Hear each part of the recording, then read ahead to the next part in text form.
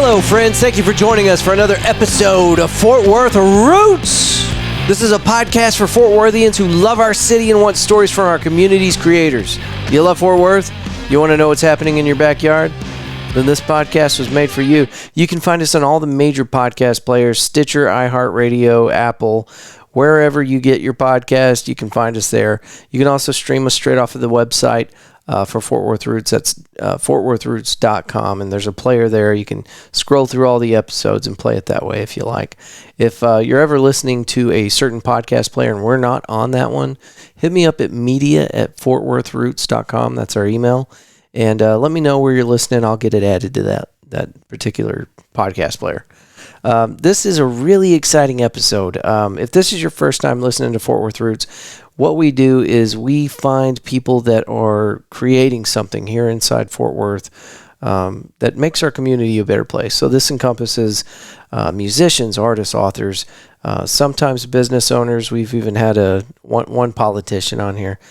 This is not a political podcast, and that's basically the hard line in the sand. But we will have anybody on that wants to talk about bettering our community or the history of Fort Worth. So even if they carry the dirty title of politician, we'll still talk to them gladly. This is a really fun episode because we did this recording probably closer to 2 months ago.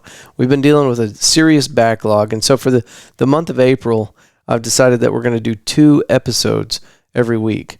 And that is taxing. We are a Monday release podcast. You can guarantee that you will have a Monday episode every single week for your drive to work. So usually those actually do get released on Sunday evening and then are available to you on Monday. But this is extra, this episode here. And there are going to be more inside the month of April. And depending on how this goes and if I can continue to keep up with the tempo, we might have to keep doing that because we have had so many people that are eager to talk to us here at Fort Worth Roots, and we're extremely honored by that. I don't say that as a boast. I say it as a holy shit, what's going on kind of thing. But anyway, people are flocking to Fort Worth Roots to share their message with us, and I always feel like I'm missing an opportunity if I don't take them up on it. I don't want to put them on the back burner, so we do the recording, and now the clock starts. You know, you don't want to keep them out there wondering, when's my episode going to get released? So if I was going to keep stringing it out the way I was doing it, some of these people would be waiting months to hear their episode released, kind of like our guest today. But the cool thing about today's episode is that even though this was a while back, I actually caught him on the phone this morning, at 3 a.m. Our guest is doing the El Camino De Santiago. In English, that's the Way of St. James.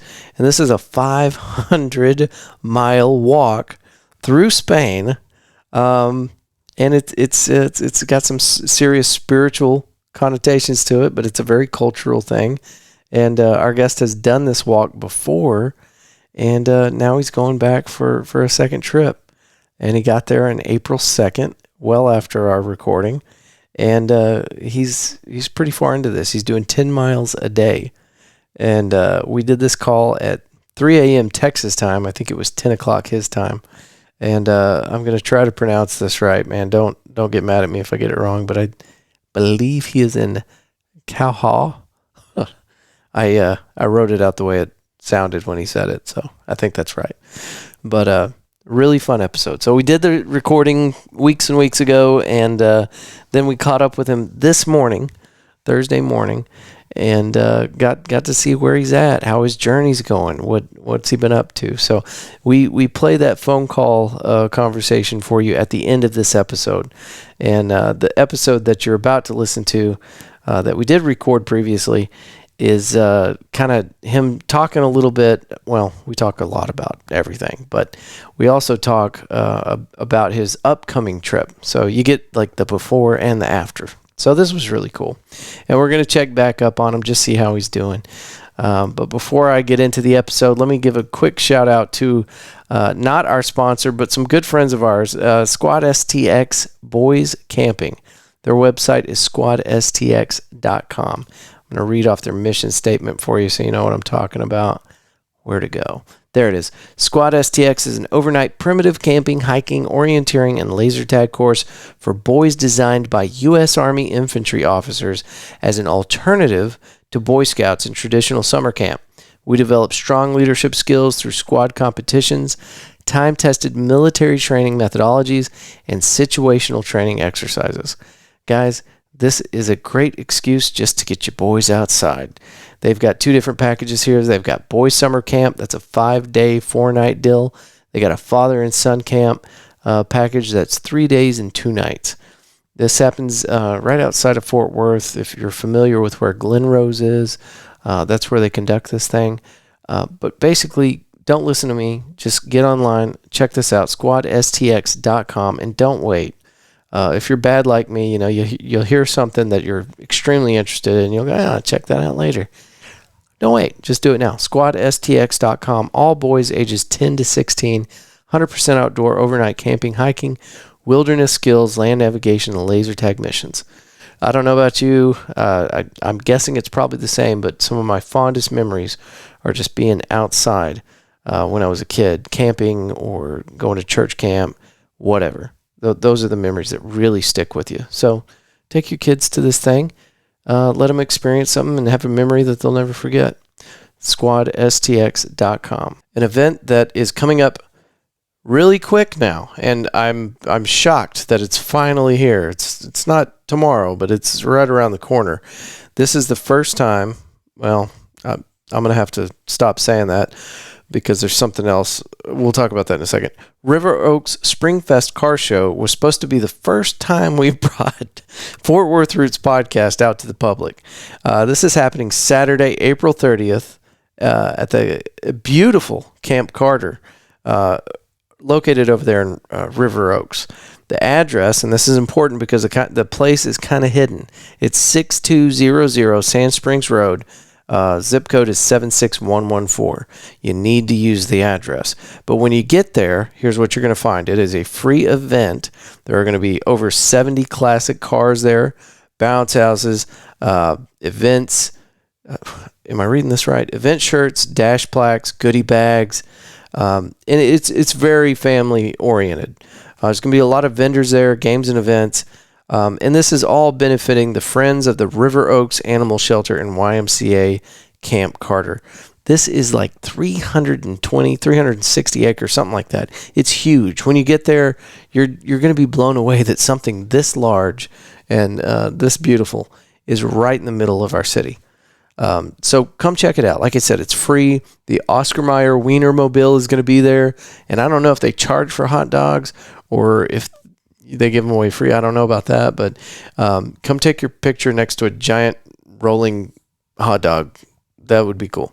But above all else, Fort Worth Roots is going to be there. I'm going to have the banner up, and I hadn't figured out exactly how to make these certificates, but I had the idea that I'm going to make International Fan Club, Fort Worth Roots International Fan Club certificates with individual serial numbers on them. I'm going to give you this certificate if you want it, and we get to take a picture next to the banner. It's just something to do. I just want to get out to the public, hang out, meet people, take pictures, talk about podcasting. So we will be there, and I would love for you to come out and see us. You don't have to spend all day there. This thing starts at 10 a.m. to 4 p.m. Okay, so you got a 6-hour window there. There's going to be a lot of people out here trying to make this extremely special for you, so that you'll want to come back next time we do something like this. But a pretty short little window there, and you don't have to stay all day. You just come out, say hi, take a picture with us, see what we've been talking about for the last 2 months, and man, just would you do it for me? Just I know there's going to be a ton of people here, but I would love for people to come out there and say, "Oh, there's Fort Worth Roots. That's how we heard about this. Let's go say hi." That would be incredible for me. You don't owe me anything, but I hope that I get to see you there. So anyway, one more time, Saturday, April 30th, River Oaks Springfest Car Show. Free event, totally free. Okay, and the reason I stumbled over my words earlier and said I can't call it the first event that we're going to go to, the River Oaks Car Fest, is because there's something else coming up, and we got not only invited to this thing, but they started putting our logo on the flyer for the event. And I'll be honest with you, I kind of take everything at face value, and maybe I kind of underestimate stuff. I don't know what I'm trying to tell you. But whenever I found out about this event, I didn't think it was going to be that big of a deal. I thought it was going to be a bunch of hippies hanging out, playing music. You know, maybe it'd be okay, whatever. But whenever I started digging into this, and the closer we get to this event, I find out more and more information. The bands that are playing on the 2 stages over the 3 days are going to absolutely melt your brain. They have flown in people from other countries to play at this event. It's going to be 29 bands on 2 stages. Main at South Side is located just south of downtown, proper downtown Fort Worth, just south of I-30 in the hospital district. Main at South Side. You look that up, you're going to find it. Most people call it Mass. But April 15th through the 17th. So this weekend coming up. And you got 3 days to pick from. You don't have to come see all 3 days, but get out there and support the local artist community. They're going to have 29 bands. I don't know how much I'm repeating myself here, but it starts at 6 p.m. on Friday, and it goes through Sunday. And if I'm reading this correctly, they'll be shutting it down at 11:30 on Sunday. It's going to be incredible. So many people, so many artists, so many vendors, so many musicians have poured their hearts and souls into this. They really do want this to be a big deal. And they've been advertising all over the place. If there was any other thing they could do to get your attention, they would do it. Joe Guzman, the guy that put all this together with help from many others, he has been on so many podcasts, and he's actually been on the Fort Worth Roots podcast. And if you want to listen to Joe Guzman talk about his band Flow State or the event, you can go to fortworthroots.com or your favorite podcast player and go to it's episode 70 on the Fort Worth Roots podcast. And he talks a little bit about that, talks about Flow State, and we get into a bunch of other stuff like usual. But anyway, Main at Southside, April 15th through the 17th, starting at, if this is correct, 6 p.m. Seems like it might be earlier than that, but this is the way they got it listed. 6 p.m., April 15th through the 17th. 3 days, 2 stages, 29 bands, art, vendors, and lots of badass music. You're going to want to see this. You're going to discover a bunch of bands you didn't know existed. You might even catch a couple that you already know about and like. But the stuff that I've been hearing, whenever I click on the links and listen to the individual musicians that are coming out to this thing, dude, it is incredible. So we are going to be at this thing. I'm not sure exactly where we're going to be, in what capacity. Basically, being unprepared for this, I'm just going to show up and do some interviews and talk to the public and hang out and just take pictures with people. It's going to be good. But it's also a sneaky little way for me to get in here and check out some bands. All right, that's enough out of me. Please stay tuned to the end of this episode, or if you just want to hear this part of the episode, fast forward to the end. But the international phone call to Spain that we had with our guest this morning to talk about his journey on the El Camino de Santiago, that's at the end of the episode. So go all the way to the end if you want to. It's like the last 20 minutes or something like that. It is always a sincere privilege to have this gentleman in our studio. I hope that we get to continue to record with him many, many times in the future. I'll also be reaching out to him for another phone call, with another phone call to Spain, provided my cell phone doesn't shut off from the massive bill I incurred this morning. But you can go check out his incredible music. He's been releasing stuff like a madman while he's been doing this walk. I don't know how that works. I don't know how you find time to walk 500 miles and continue to produce a shit ton of music. But you can find his stuff at joesavage.bandcamp.com. Or look in the show notes. We'll have it there. It's J.S. Savage on Facebook. Ladies and gentlemen, thank you for listening to me talk. We're ready to start the episode. Without further ado, ladies and gentlemen, please give it up for Joe Savage.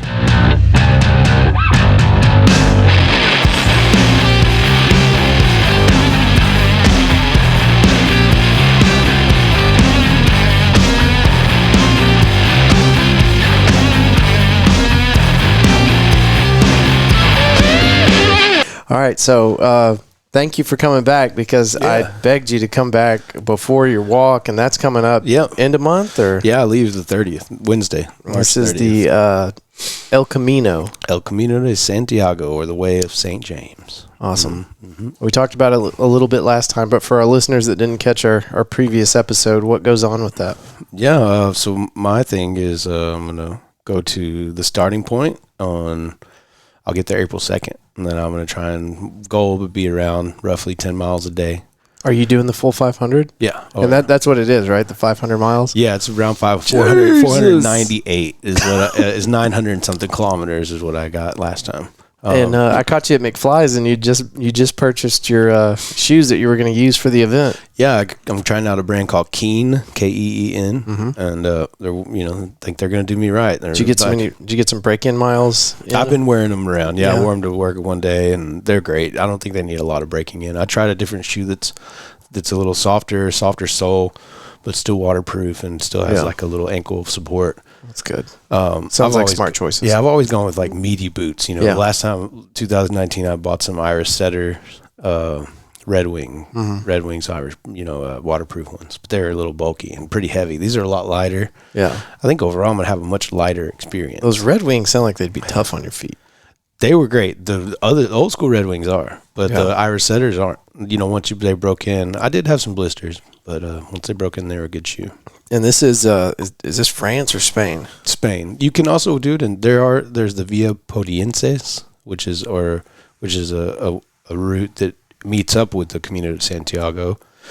They're all kind of called the Camino de Santiago, but the one in France was kind of brought back in the 70s. It had kind of disappeared and been forgotten about. But at some point, all over Europe, people were walking to Santiago de Compostela for pilgrimage to visit the tomb of St. James or for economic purposes because they were poor, And then, so you can still start all the way in Italy or Rome or, anywhere in Europe. The basic idea of the Camino is it starts at your doorstep. Okay. And it's the same. It would be equivalent to the more popular walk to Mecca, for the Muslim faith. Yeah. Muslim faith, once in a lifetime, you should try to leave your house and walk from your house to Mecca, and then you participate in like the walking around of the. That could be a problem for people in different continents, right? Well, me. Well, I mean, right, I'm doing this pilgrimage, and this is the same for a Christian religion versus the Muslim religion. The Camino de Santiago would be that that one commitment for your life to do this pilgrimage to get to know your neighbor and your Lord better. And that's the purpose of the other one too. So, and yourself, I guess. And what city are you starting from?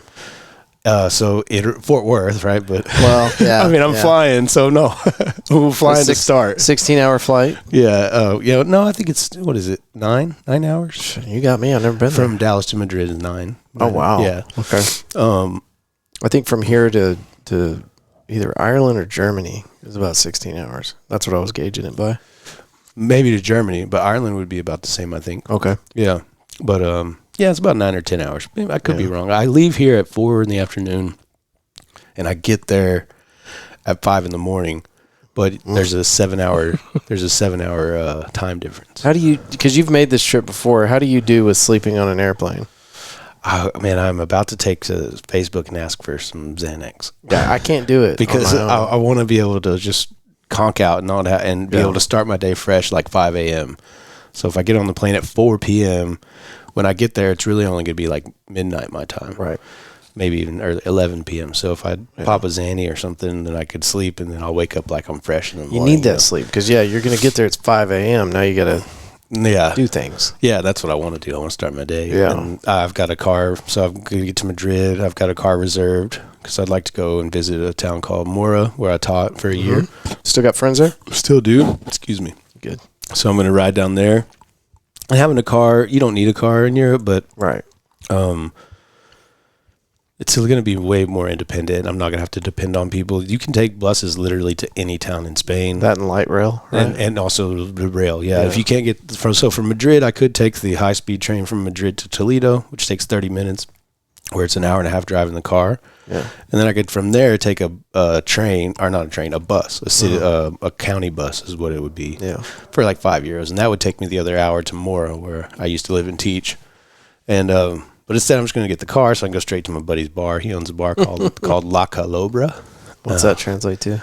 I can't remember. I don't think it translated to much. I think it's some kind of funny name, like a jackal or something. I don't know. I'll have to look that up again before I get back. Take pictures. Yeah. You got to take lots of pictures. Yeah, I'll take some. I'm going to try and do my best to document more and do some cool videos and maybe a couple of vlogs and stuff. Yeah.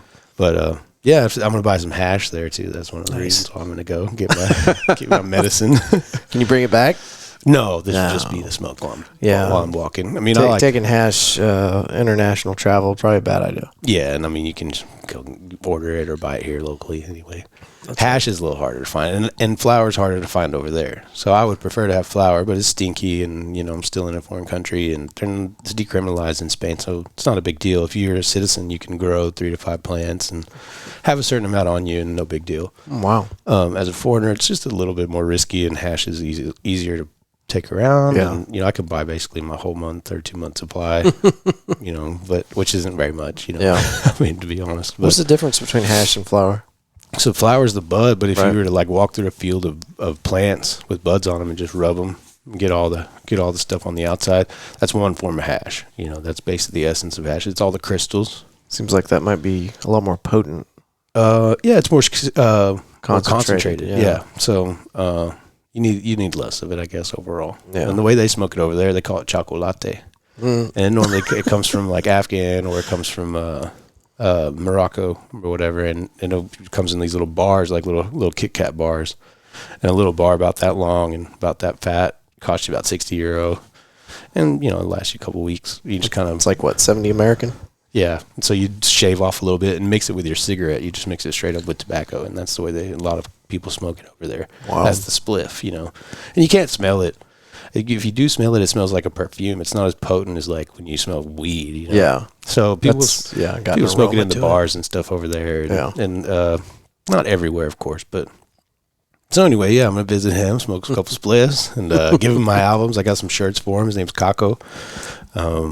He loves all kinds of music, English speaking music, especially American music. And Black Keys are some of his favorites. And nice. he was a really cool friend of mine there. And then I'm going to drive up to Bilbao and stay the night there, turn in the car, and then take the train to Irún, which is this place called Irun, which is on the border of France and Spain in the north. So a lot of people traditionally would start, and still today, if you want to do the main Camino de Santiago, I'm doing a Camino del Norte, the North Camino. And you would start at this place called Saint Jean Port de Pied, or something like that. It's a city in France, right on the other side of the Pyrenees. And then your first day is 24 kilometer hike. It's 12 miles over the mountain, over the Pyrenees. Yeah. And I'm going to do that one day. Yeah. You could easily. Yeah, maybe. It's just the first day. A little out of shape, but me too. But you're going to come back a little lighter. Yeah, I think I might do some push-ups too. Slow down, savage. Taking it too far. I see you out there in your new shoes, high on hash, trying to do some push-ups. Do they even do push-ups over there? I'm always high, so if I were to do a push-up, it would be high. Wouldn't Are you going solo? Are you traveling all by yourself? Yeah, I mean, I invited over the last 3 years. I've kind of thrown the idea of out there to anybody coming along at certain little stages, but it's just really pointed out to me that it is a really huge sacrifice, and I can't. And I'm not overlooking that point. And I mean, the sacrifice of taking off this time. I'm taking off I'll be gone from Texas and my home from March 30th to June 1st. Oh, damn. Yeah. So 500-mile walk takes a minute. Right. And it puts it in perspective that nobody's like jumping to come with me. And I'm like, I've already done it. And it's really fun. I promise. And they're like, we don't care. I don't know. Anybody like me is going to be like, oh, hell yeah, I'd love to go. But responsibilities. Well, right, hopefully I can get my life in order while you're still doing this thing and go with you at some point. Yeah. I'll be looking for shoe advice, hotel travel arrangements. Too, Yeah. No, I think the best way to do it is to wing it. You'll learn everything along the way. If you want to buy new stuff, I'd recommend trying it poor, but I'm also excited to go do it with a little bit more funds. Like, I mean, I maybe could afford to spend like $5,000 over this thing, but that's including the plane ticket. So $3,600 or so expenses the over plane 2 ticket months. alone, round trip, $1,400 or so. I got it a little cheaper this year because I bought it in August, but I only did that because I knew they were about to go back up because pandemic was ending. Right. And slowing down anyway. Yeah. So I think that I would do it that way. I'd have a little bit of funds. This is my mission this time, to give a little bit more, to spend more. I realize what an economic virtue this Camino is for Spain, and especially for Spain, even though it's becoming a thing. Like I was saying, in France, they brought them back in the 70s, and the hiking associations of France and other countries kind of went through and carved out these trails that try to make them close enough to where they used to be. But the ones in Spain have been active. The main one has been active since the year 800 or something. Damn. And it's stayed active over this time. And so I realized and as it expands in Spain, new trails are created also. And the Camino Norte is a rather younger trail compared to the Camino. Camino Frances is the one they call it, the real Camino, or the main one. It goes through Pamplona. But the oldest one is Camino Primitivo, which starts all the way in Oviedo. So that's what I did last time, and I'm going to do again, is walk from Irún, like on the coast, through San Sebastian, Bilbao, keep going through Santander, and then get over to this place called Oviedo. And from there, I'm going to leave the northern coastal trail and go onto a Primitivo, which it goes up through the mountains. It has some of the highest points on the trail. It's very hard, and I liked it last time, Well, what are the what are the environmental risks, or the nature? I mean, if you were doing this in Australia, I'd be concerned for you. Snakes and spiders, being out in the brush and stuff. Yeah. So this is a really civilized trail. I mean, it's nothing like we tend to go camping in Texas, and you like them. It's really akin to glamping, and in that you're never going to sleep outside unless you want to. Right. There's always an option. Even if you get to an albergue, which has a cheaper rate because they're part of the Association of Camino de Santiago, so they offer lodging. They offer a bunk in a hostel type environment, which is called an albergue, for €5 to, I've seen now this year, €15, and it's kind of a top price for the night. Yeah. And that's just a bed, everybody's sharing the same bathroom. Yep. Yeah. Yep. And everybody shares a communal meal at a lot of these, especially on Camino Frances. The communal meal is really well ingrained in that culture.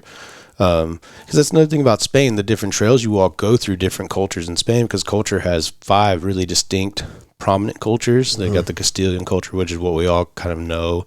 The Castilian Spanish with the lisp and the bullfighting. But you also have the Catalans. Barcelona is the capital of Catalonia. This is an autonomous community. And then in the north, you have the Basque country, which, Big Bilbao. Fish. Bilbao is the capital there. What's that? I said Big Fish. Is it Basque community? I don't know. Oh, yeah. That's all I had. Well, yeah. But they have distinct languages. So the Basques speak Euskera, and the Catalans speak Catalan. The Galicians, which is the northern west province of Galicia. So it's all Spanish, but it's different dialects? No, these are different languages. Oh, damn. And these languages were persecuted, and these people were murdered and killed from 1938 until 1974, when Franco was finally overthrown. And it's strange how humans kind of migrate to that. Well, you're different. Let me kill you. Well, Franco aligned himself with Mussolini and Hitler. Okay. And probably not a great guy. During a time of turmoil in Spain, when Spain was trying to bring back a republic. So they had this first republic where they finally got out from under the kings, long after the conquest and this, all this stuff was happening, the conquistadors. So they get out from under the kings. They unite the entire peninsula, except for Portugal. Okay. And sorry, Portugal. Right. Well, they speak another language too. Right. And, weirdos. But and they had another king, and they already had a treaty. The way that we get Brazil being on this side of this line and Spanish-owned territory on that side of the line is because of the treaty between those two kings back in the day. Yeah. But so that Spain's united under the First Republic. There's the Civil War first, and then the kings come back.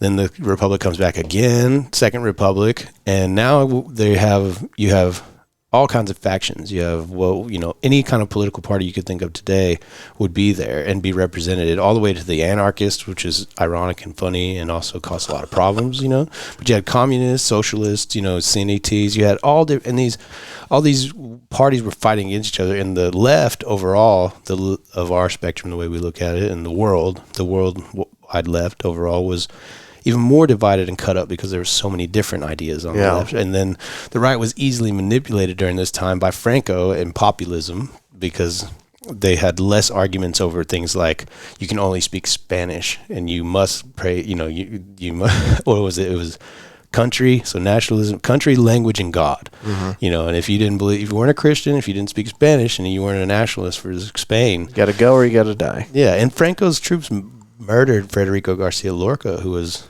basically would be like a poet laureate, and they shot him in his butthole because he was gay, and buried him in an unmarked grave, and he was world famous when this happened. What year? 1936 or 7. That's what's so incredible about Spain, this kind of unknown history of Franco persecuting these people and the West. What did the United States get out of that? Why didn't, a lot of my friends over there when I was studying abroad would ask that, that was their question. Like, why didn't we get the Marshall Plan? Like, why didn't the United States give us economic development after World War II? Why did they allow Franco to stay in power? Which they did. But Mussolini and Hitler were dethroned or whatever, and Marshall Plan took effect and gave all this economic prosperity to the other countries. But the United States did receive 3 military bases across the peninsula, one in the north, middle, and south. Yeah. Maybe in Gibraltar, whatever. Maybe that was why. God damn, you know a lot about this, dude. So I love Spain so much. Yeah, and you taught over there for how many years? I taught a total of 1 year over there, but I also taught private English lessons for another year. Now, was some of this history part of your curriculum? Because you got it. You know what you're talking about. Hemingway started it for me. Yeah, right? And then the Nintendo game Barcelona. Okay. The Olympics in 91, Nice. But yeah, Hemingway got me infatuated. George Orwell wrote a book called Homage to Catalonia, and George Orwell also wrote Animal Farm and what was it? Another famous one that he wrote. But Homage to Catalonia, what were you going to say? Government controlled stories. Yeah. In Homage to Catalonia, Orwell went and fought for the Spanish Civil War. Really? Yeah. What? Yeah, and went and fought in a Barcelona brigade. And so he developed really an affection for that whole war, and I don't know if he coined the phrase, but they said that was the last real fight for freedom, like true freedom. That the Spanish Republic was really an inclusive republic, and also losing it to Franco was the end of republics in general, because the global capitalists or imperialists or whatever would take control. Well, how eye-opening is it to experience these other cultures?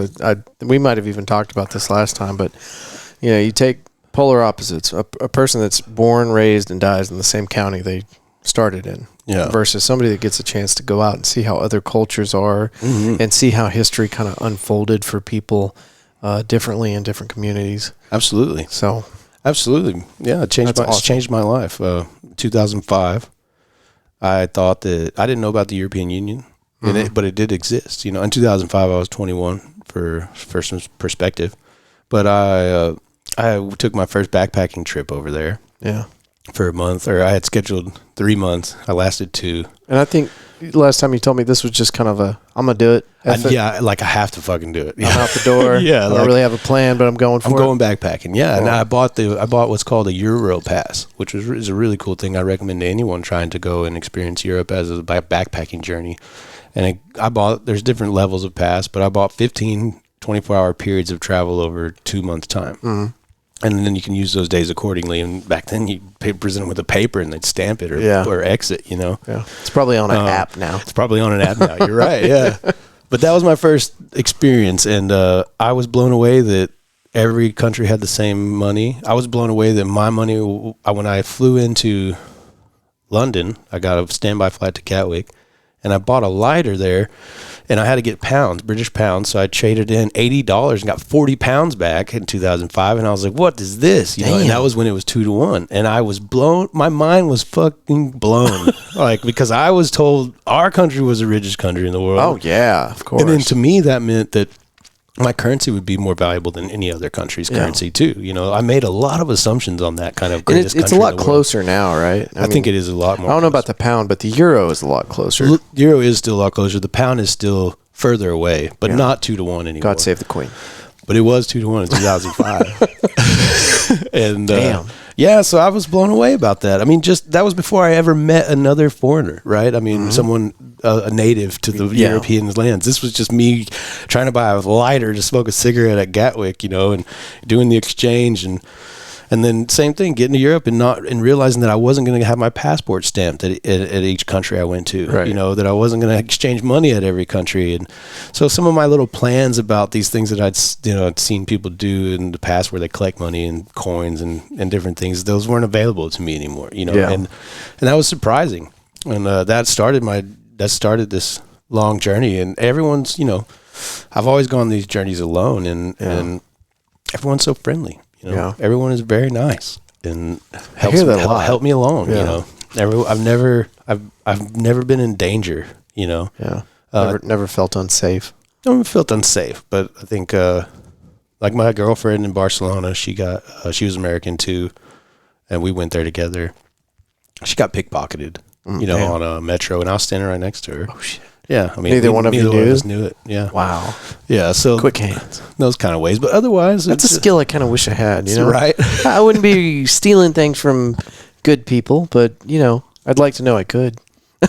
Whenever I play Fallout New Vegas, is that one of the skills? My skill to pickpocket. Yeah, stealth and pickpocket, baby. Man, that's something that I wish I still had time for. Video games when we were, you know. Our early years, we played the shit out of some video games. Yeah. I mean, we wasted our lives playing video games. Yeah. The whole Metal Gear Solid franchise, that was a big one for us. What did they make? Metal Gear Solid started off, I think, on Nintendo. And then like the first one that was worth a shit to play was on PlayStation 1. It was Metal Gear Solid.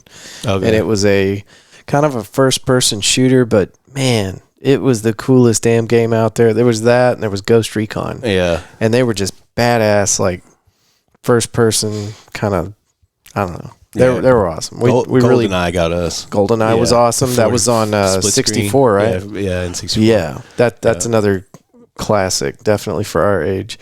And then Resident Evil. Resident Evil was another staple. Yeah. And didn't do that one either. Yeah, you used to, and we haven't done this in probably a decade, but, you know, we're grown-ups now, but whenever a new one would come out, we'd get together and we'd play through the game. You know, buddies would make a thing out of it. Yeah, that's awesome. I mean, I brought games back in my life, but I only play open world simulations, things like Minecraft and other kind of. I'm embarrassed that I like Minecraft so much, but that's a great game, dude. We nerded out on that so bad. We built our own server, so that we could like live in each other's game, and then we started like just YouTube searching like how to build these complicated machines. We had jetpacks and lasers, and it was cool. And I had my run with Minecraft, which introduced me to a slew of more complicated simulation games. And, you know, like Factorio is one that I like to play. And I don't know that one. This is all about crafting and belts. And, you know, you just have iron, copper, coal. And got to work your way up. And you work your way up. You build everything with those three elements, and then you can find some uranium later. You know? But you build all these belts. Really go to work. So I love the cognitive, you know, it really strengthens your ability to process forward and have better foresight, better vision for plans, large-scale plans. You know, I mean, some of these games, they're going infinitely now. You know, another one I like is Don't Starve Together, Oxygen Not Included, for anybody out there. Oxygen Not Included. Yeah, which is one where you're in this crash landing in this space, and these are all from a third-person perspective, too, that I really enjoy. And you have to deal with all the elements, and you have to deal with all the gases and all the liquids. You can get to a point where you're doing heat transfers, building heat sinks, and you know, you're using iron volcanoes you have to cool that down, and where you're going to put that heat, you know. It's pretty cool stuff, you know. It's wild. Dealing with temperatures and temperature maintenance, and you're learning some science here. Yeah, and RimWorld's another one that's good too. Okay. But I think I learned management and foresight out of it more than anything, and also loss. You know, I don't experience it anymore because I don't care, but when I first got back into video games a few years ago, I'd be really angry when I'd lose my colony or something, you know? Yeah. There was a game we played for a while, and it was on my first deployment, and it was one of those games where it happened in real time. Like the game environment had a clock that didn't stop, and people were playing from all over the world. Yeah. So you'd log in, you would this happened in space. you'd tell your ships what to do. Maybe you're going to attack somebody. Maybe you're going to go forage for materials on a planet or an asteroid belt or something. And then you'd have to step away.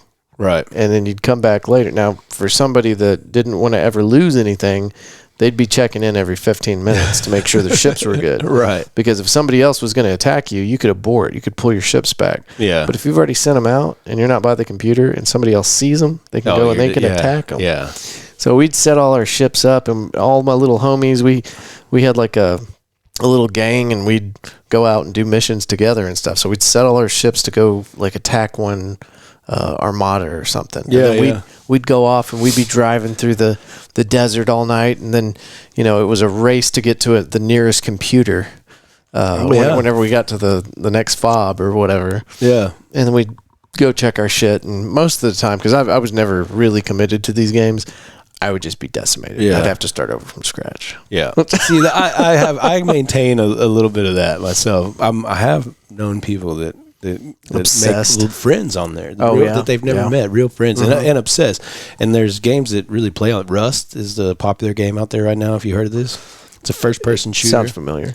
First-person shooter, crafting, open world, and yeah. So the server wipes happen on like every Monday. Some of them are. What's a server wipe? A server wipe would be so like if your Minecraft server you created, the official servers are controlled by the official developers or whatever. They wipe the server, so you have to start over to kick everybody off. Oh damn! So all your progress every is week or every month. Yeah, but that's the way these games. This particular game is more. It's wild. It's fast paced. It is brutal. Is it happening in space? No, this is like on an Earth-like planet. Okay. But so what are you doing? You're colonizing? You spawn in naked with a rock and a torch. Which is how it is for all of us. Right. And the real. And then the people who are already developed, they'll come shoot your ass right away.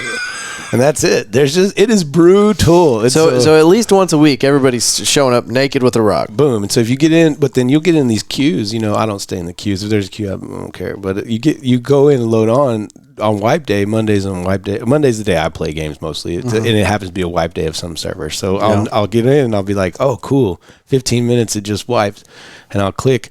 But damn, the line is like 1,000 people long to get into the server with already the 500 people in there playing. Okay, so they were all sitting there ready. They're ready, and so you have guilds and it is a very popular game. Fortnite popularity. It's called Rust. If you've heard Fortnite, yeah. Rust. What are you playing it on? The PC? Saltiest game ever. Yeah, it's a PC. Yeah, people are like salty. It's wild, man. I have to check it out. So Broyles, last time he was here, he kept mentioning some bar that he plays at. Oh, I'm Second Life. Yeah. Where is this place? He's like, well, it's in Second Life, and I'm like, what is? Okay, so that's the third time he brought it up. What is it? So he explains it to me. So that night I got on it, and within a couple of days I found Matthew playing. Oh, you went and saw him? Yeah, on Second Life at what's it, the Filthy or the Dirty? Hotel Chelsea or the Dirty Grind. Dirty Grind, that's what it was. I just know because I've seen him so many times. So, the posts. So I walk into this damn thing, and my little avatar, it's just basic shit. I'm not paying for anything. I'm just, it's all like just basic shit. You can live in there for free, yeah. Yeah. So I walk in there, and I'm glitching hard. Like, I'm just trying to get over to Matthew, and it took me like 5 minutes just to get over to him. And him and Trista's there. Trista's dressed up with like demon wings and stuff, and looking all cool. And Matthew's like, I think he's just wearing like suit. a the Matthew suit. Show suit. Right. He's got a cocktail in his hand. And I finally get over there. I'm like, man, I don't know. Did y'all talk with voices in there? No, we were just typing. Yeah, typing. I was wondering, but I was like, man, I'm having trouble here. I can't actually move my character. He's like, oh, turn down your resolution. Yeah. Or whatever. Yeah. So I did. And now all of a sudden I can move around. I'm like, oh my God, this is cool. But so that was the extent of my Second Life experience right there. I need to get back in there, maybe go to another one of his shows. Yeah. Matthew's the first person that I met who used Second Life for anything other than sex. And I asked him about too. that. I was like, "Are you sure you're doing it for music?" He mentions that too in our last recording. He's like, "Yeah, a lot of people are just into some weird stuff." He said he had a house in Second Life. I don't know if he still has it, but he said his neighbor was into tentacle stuff.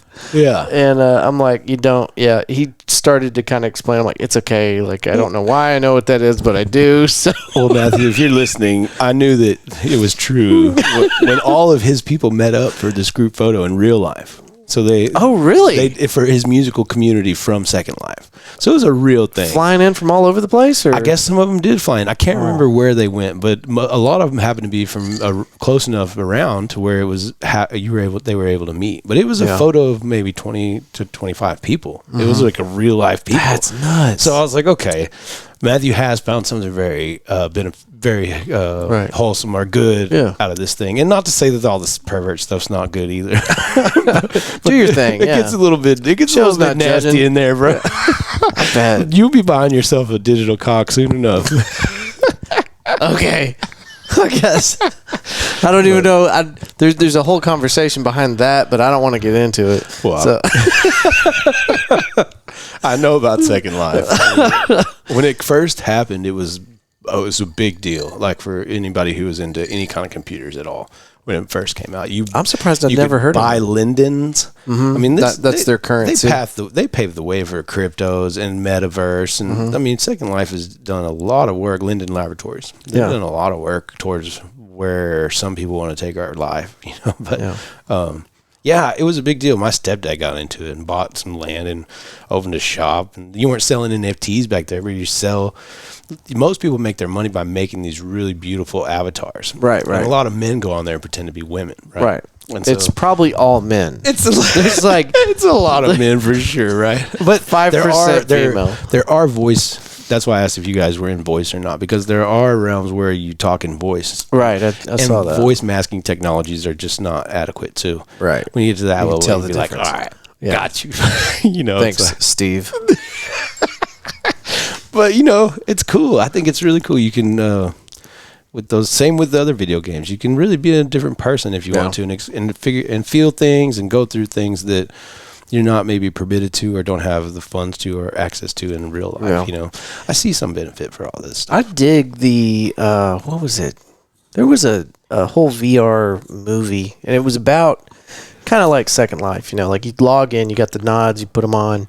And I think there might have been a suit Ready involved. Player One? That's it, yeah. Cool but it's like a full-on, like real deal virtual reality. Avatar type shit. That'd be cool. And I think eventually we'll get there. Yeah, I mean, business is moving there first, right? I mean, Yeah, it's going to be wild. You know, at that point, I think I'll be a character from Fahrenheit 451. You know, have you ever read that? Yeah, with the tinfoil hat. Yeah, I'm at the end. I memorized a book, and I live in the outskirts, and I tell my book to others every now and then. Well, I'll be out there somewhere, like riding a dragon. We'll be flying through the air and just hanging out. Yeah. Well, what are you doing today? I wouldn't see you because I'm not plugged in. But yeah, I've always been a little bit of a Luddite. I've really tried to embrace things, especially with the phones, and I've tried to find benefit with it, you know. But my mother still pays for my phone today because I wouldn't have one back in the. I would pay for my own now, but we're kind of tied up together, you know. Yeah. But back in the day, when I came home in 2012, I wasn't going to have a phone, and so anyway, she gave me her old smartphone. And that's how I got hooked on these smartphones. Dude, I didn't have a smartphone until I moved back from the Army. So it was like 2009 before I got a smartphone. Yeah. Until then I had either had a flip or the slider. You remember the slider? I never had a slider. I had the was flips. cool. Yeah, I had the slider. with the little text box at the bottom or something. Yeah. It had keys. Yeah, at the bottom and little. Anyway, you could play Snake. So what else do you need in life? Dude, I went through a long period of resistance, but you know, I didn't, and I've always been the type to try to like peel away from the crowd. Yeah. If everybody's going that way, I don't want to go that way. Yeah. And so when everybody started getting iPhone this, iPhone that, I wasn't interested. Yeah. And I can't remember what finally got me. There was an app I wanted, which is why I ended up getting it, but I can't remember what the app was. And probably navigation. Yeah. But that might have been now it. that's changed. See, the things like that I don't think about as much, but I can't live without a smartphone, a computer in my pocket now. I'd be all right. I think I'd be all right. I couldn't do it. I think that I'd have to go get another job. For the podcast, I need it. Yeah. Because I'm on social media all the time trying to promote other people's stuff. Yeah. Talk about the podcast. And whatnot, I need it for on. I need to be available. No, that's your business, though. Yep. I mean, that's your lifeblood. That's what I'm saying. I'd have to get another job. Yeah. But to be able to go back from where I'm at. Yeah. Pretty soon I'm gonna be Elon's test subject. You gonna put the chip in? Put me into the. You gonna put the chip in? Put me into Starlink, baby. Oh, dude, that's wild. So I'd do it. They're already in like generation 2 testing for that thing. I'd do so it. Initially, it was just going to be like, I can't remember. Anyway, it's way simpler than it was, and it does a lot more already. And it's going to get better. It's just nuts. What if those like little nanobots are swimming around in us, you know, and they're sentient and like have some sort of transmutability or whatever? I'm ready, man. So for our listeners that aren't up to speed on this, Elon Musk has developed a chip, Neuralink. Neuralink, yeah. Whenever he started this thing about 5-8 years ago, Neuralink was, concept, and it required a lot of gear. Did you see that movie? Which one? With Johnny Depp. What's it called? Oh. Where he basically uploads his consciousness to the mainframe of this computer. I'm trying to think of the name of the movie. Yeah, I know what you're talking about. It's not Inception. It's something like that. Something like that, though. But yeah. So that kind of thing, could right? be, yeah. We might get there. And honestly, like with the technology that's coming out, dude, I don't know if this was Boston Dynamics or what, but they had an artificial arm. And this is for like a robot. Yeah. It's a robot arm. But they took, now like this is not me fucking around. Like if I squeeze my arm, it makes my hand move. Right. They had made for people that aren't watching the video, I'm squeezing my forearm and my hand is moving kind of its own volition. Anyway, they did this with a robot. They made a robot arm with like human-like tendons, and that's how it operates. So you squeeze this thing, and it moves like a human hand would if you squeeze the forearm of a human hand or arm. Yeah. And so now, like between Neuralink and Terminator. Boston Dynamics and all, no, I'm convinced that humans made ourselves now. Oh yeah, that's a little bit of time travel, a little bit of technology. You ever read that? You ever read that kind of stuff? It's a little pseudo Chariot of the Gods. I love pseudoscience. Chariot of the Gods is something to look into about that. That the people that act, the gods described in a lot of like the ancient texts, like the Hindu Vedas or whatever, is actually us from the future. Could be. Then we came back and colonized. Now, I'm not saying there's not a god. I think there could still be a God within that idea. Yes, we could still have a God. Why would we limit God with just one planet? He let us make one ourselves. Species. I mean, that just in one timeline. It just seems to be exactly. It seems to me to be really selfish. I mean, take Spider-Man. You know, there's so many different timelines. There could be a lot. I was thinking of the Watchman. What's his name? The blue guy. I can't remember his name. I can't. I'm not big penis guy. Yeah, big penis guy. But he also could see all the different realities, right? I don't know. You're talking comic book. I've only seen the movie. I've only seen the movie also. But I'm up on some lore, baby. I mean, the all-powerful perceiving realities. But am I just imagining him with a giant penis? Wasn't that like part of the Doctor something? I don't know. I never saw his penis. I feel like he had a giant blue penis. I assumed he might have, but I can't remember. I don't know that they showed now I'm thinking, the Watchman. Now I'm thinking I just made it up, which raises some questions now, doesn't it? But, no stupid questions there. That was a cool movie though, but it was like 4 hours long. The Watchman? Yeah. No, it's not 4 hours, is it? Long as shit. I've only seen it once. I don't know a lot about all I've seen it 2 or 3 times because I thought it was a really good movie. See, I thought maybe it ended like shit, but yeah, it was good. But this is not part of Marvel's universe, which I couldn't. Don't get me lying to you. I couldn't explain all that. The omniscience of a god. Yeah.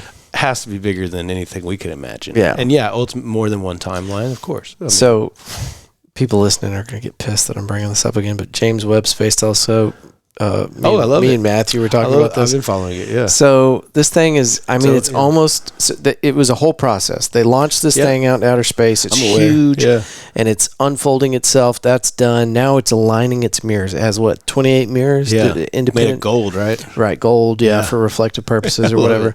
But anyway, it's in the process of setting itself up, and it's almost done. And when that thing goes live and starts taking its first pictures... Yeah, we're supposed to be able to see ourselves, right, back in time with the telescope. Well, they're saying that it should help us understand like the Big Bang. Right. Exactly. Because of what you're talking origin of about. yeah.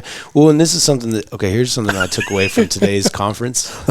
There's one thing that they really pointed out I thought was good, and this was the guest speaker. What was the conference about? The company hired. It was basically trying to. It was all execs, so everybody in there made probably $500,000 a year or more. I don't know. It seemed, and so they're basically motivation, how to motivate their companies to accept this new data change, this new SAP. But anyway, I don't know if this is supposed to be confidential information, but fuck 'em. Anyways, there's this guy who wrote a book, and he was like, look. The more data that we take in, the higher the uncertainty. And then he pulled up a few graphs that had been done, and I'm not sure who made these graphs or got that data, but it showed over time like this kind of polled opinion of uncertainty, how high or low it was of the populace, right? And then it started trending upwards at 9/11, or 2000, Y2K-ish. We have too much data. So and he said 90% in this study that he quoted was 2 years old. 90% of all data collected in the entire world on planet Earth has all been mined in the last 2 years. So for 2,000 years of civilization, that only accounts for 10% of all data we've created. I've heard this before, but they were talking specifically about images. This is all data, any data. Yeah. So it could be images, but the idea was that I extrapolated that with the more information, more uncertainty, right? Right. And so with this James Webb telescope, it's gonna, we're gonna have more information and more data, but maybe more uncertainty, and like who we are, where are we from? Like when we thought the sun revolved around us, and now we might be at another pivotal moment like that, where we're gonna see in deeper than we ever have into our surroundings, and then just understand ourselves better, right? I mean, well, imagine, because we have this understanding right now, like galaxies inside clusters that, make up our universe, and we can identify, I think, something like 90,000 galaxies right now. Right. Something incredible. And the possibility of a planet like ours is quite high, isn't it? I mean, but it has to be, right? Right. Well, and we have spectral analysis that allow us to say, okay, well, that color is produced whenever the conditions are X, right? Right. And so using that method, we've determined that Kepler 186f and a bunch of other planets out there very well could be inhabitable. They could be Earth-like, but that's with Hubble in our current technology. But once James Webb comes online, right? It's got infrared. Yeah, it's got 3 times the distance in infrared. Yeah. So what is that going to show us? Is that going to show us that, all that was correct? All this understanding that we got from Hubble and all the other, the Kepler, the Voyager, all these different satellites that we've launched. But now we've got this big, bad piece of fucking equipment out in the universe, and now what's it going to tell us? Well, we might find out that our solar system inside this galaxy, inside this cluster of galaxies known as the Milky Way, is just part of a fingerprint for a larger thing. Which is probably the most likely. we might find out that there's another layer to this. Yeah. I mean, I wouldn't be surprised. It's almost inevitable, right? Yeah. I mean, I think so. I think our limited understanding is limited by us, and our optics. And our optics. And that's literally what we've got out there now. Some better optics. Well, that's why, we upgraded our bifocal prescription. Yeah, and I hope that creates, more empathy here, How would that create empathy, though? Showing us how lonely we are out here on our big convertible spaceship. That's just a fine line that we're walking these days, and I think it's choice. You got to make a choice. I choose to be empathetic and choose to be trying to be helpful and do little or less damage. Yeah. But I think that that's a hopeful outlook, and that's what keeps me alive. Right. Yeah. My hope and my faith that keep me alive. On the other side is the cynical side, right, where nothing matters, nihilism, and the big Lebowski. Yeah, love that. Still trying to get that sweater. And so I could totally see how, is it going to change us, or showing us? What if we didn't find out we were even more alone? We actually found out we're not alone at all.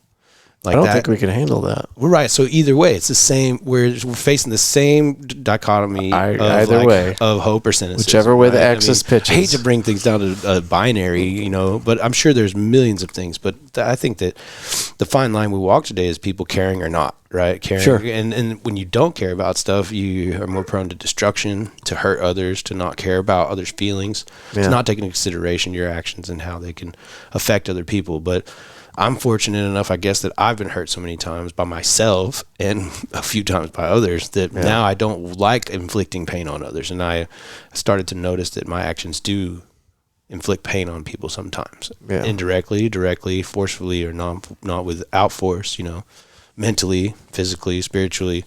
I'm out here hurting people and leaving a footprint on this world, So, I mean, it's kind of Taoist or something. Or to say, let's leave less of a footprint. No, to your credit, though, a lot of the people that I talk to, whenever we get into this philosophical shit, whenever we start really digging into these deeper parts of the conversation, a lot of people feel the same way. I don't think that the people that come on the Fort Worth Roots podcast are any less reflective of our society than any other group. Like, these are, whenever you get down to these conversations, these deep conversations, that's what everybody inherently knows. Like, you got to focus on yourself, because you can't change what that space telescope is going to pick up.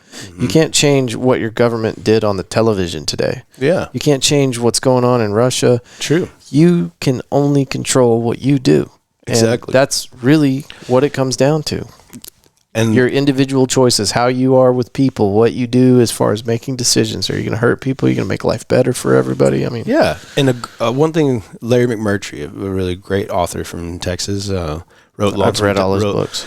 A grape ripens when it sees another grape. You said Lonesome Dove? Yeah. Okay. A grape ripens when it sees another grape. That's the sign that Gus has written in Latin. Avitum, whatever it is. I can't remember. I can't remember. Was this in the show or just the book? Because I saw the show. It's in the book and in the show. It's a really important theme to the book. That a grape ripens when it. How does it? So when grapes ripen, how do they ripen? They ripen together, but they ripen one by one down the vine. You ever see a grape bushel ripen like that? I've had quite a bit of wine, but I've never picked any. So I think that.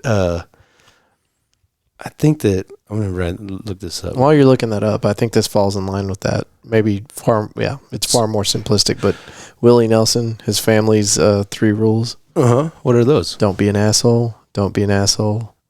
Don't be an asshole. Yeah. Well, and that's great. I was trying to get to, like, so how does looking with the James Webb Telescope deep and 3 times deeper than the Hubble into space going to make us more empathetic? And so then we got to the point where you're saying, we fix ourselves, right? We look within ourselves, we take care of ourselves. This is something we can change. And so then I was saying, adding to that, uva uvum viviendo verafit, which is some Latin expression that Gus wrote on that thing, and he gets made fun of from Call. He's like, you're going to get a shot with that. I'm going to have to go back and watch it again. Or maybe read the book this time. Well, the movie's just as good. I mean, the book is great, but he's a great writer. But I would recommend reading Leaving Cheyenne, The Last Picture Show, all the stuff that he wrote. There were like 90-page to 100-page novels leading up to that, because those are all these ideas coming out, But that is especially important because that's what Gus and Call did for each other. They ripened together. And in contrast, you have, what's the other guy's name? Jake Spoon. You got Jake Spoon, who could have always ripened, right? Could have always done well, but they say any wind would blow him, Yeah. And they hang him. They hang their own buddy, in that bar where he bangs that bartender's head against the bar top, and he's like, we don't appreciate no Starly bartenders around here. And he points to the picture in the back. Jake Spoon's in that picture with him, I think, as a deputy or something. Damn. So, yeah, I think that I love Larry McMurtry and I love Lonesome Dove more than probably some of these other books and movies, especially. That movie is great. Danny Glover. That's so good.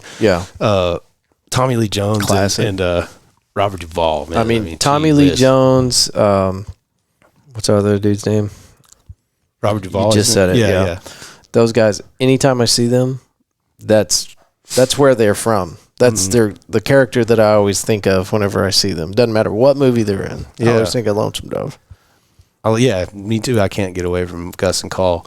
they also remind me of Kerouac and Neil Cassidy, and Dean Moriarty and Sal Paradise from On the Road. Yeah. They're these two.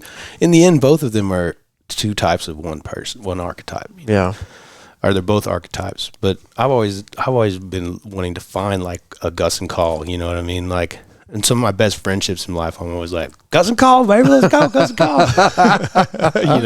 Because they have such a nice way about them where there's no offense taken, They have this empathy for each other, that, that they understand why they're both so hard and lonely.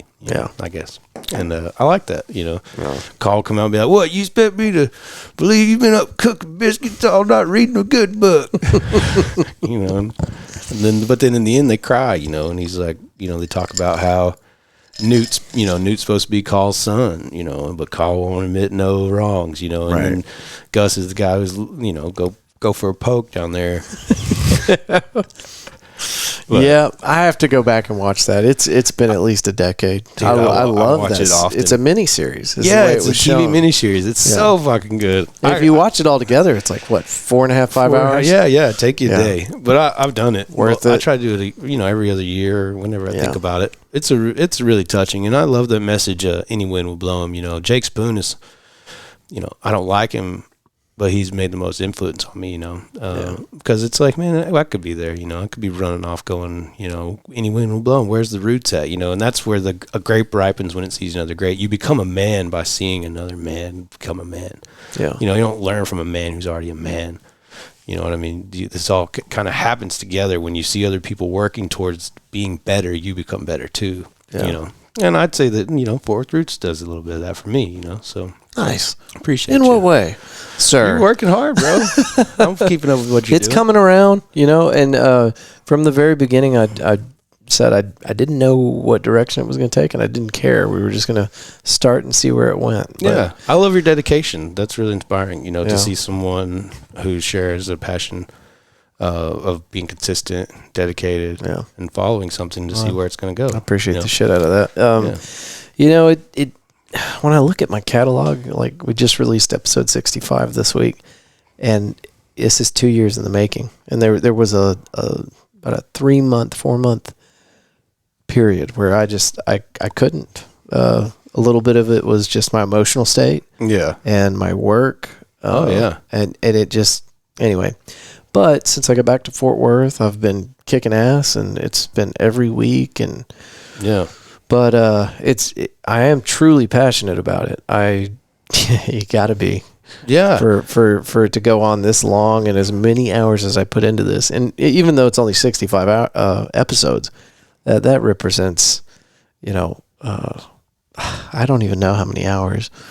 I started adding up the other day and I got bored and quit, but it's a lot. It's been a lot of work, but I'm not complaining. No, I love it. I hear you. I love it. A couple of times you were asking me like why I was doing what I was doing at Playground, or I kind of got the sense overall like why do I do any of this stuff that I do, right? And I think it's all kind of back to what we were talking about, and also this journey with the Camino too. Is like, my first journey with the Camino, I just got in a bar fight at 34 years old at over 90 with a Marine. How'd that go?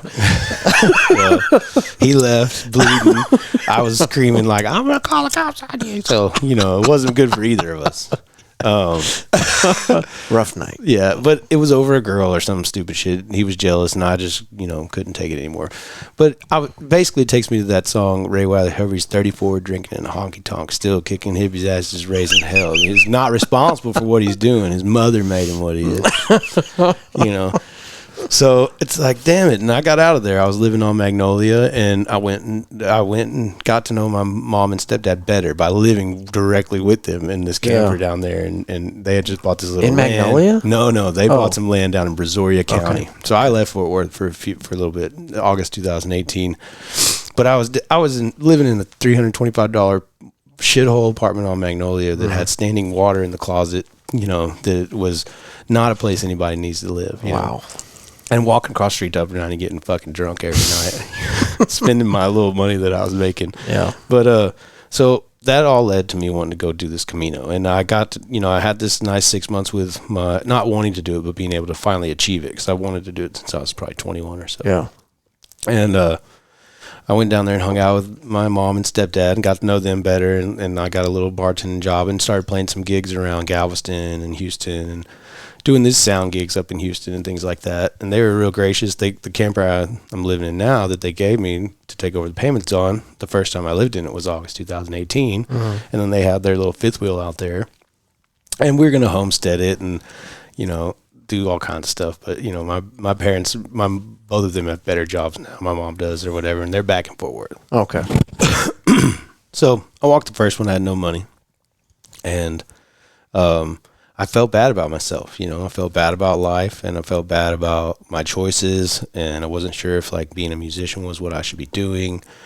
And so I had faith in God and higher power, but it was just kind of lackadaisical. It reminds me of that Gangs in New York. Mm-hmm. Because you are lukewarm, I spit you out of my mouth. So it's who am I? And I did I had done some adventures, but never really completed anything great. I quit grad school, I quit teaching, I quit relationships, I quit my fiance, quit, unhappy, can't do that. And I went and did this journey, and it really changed me. I let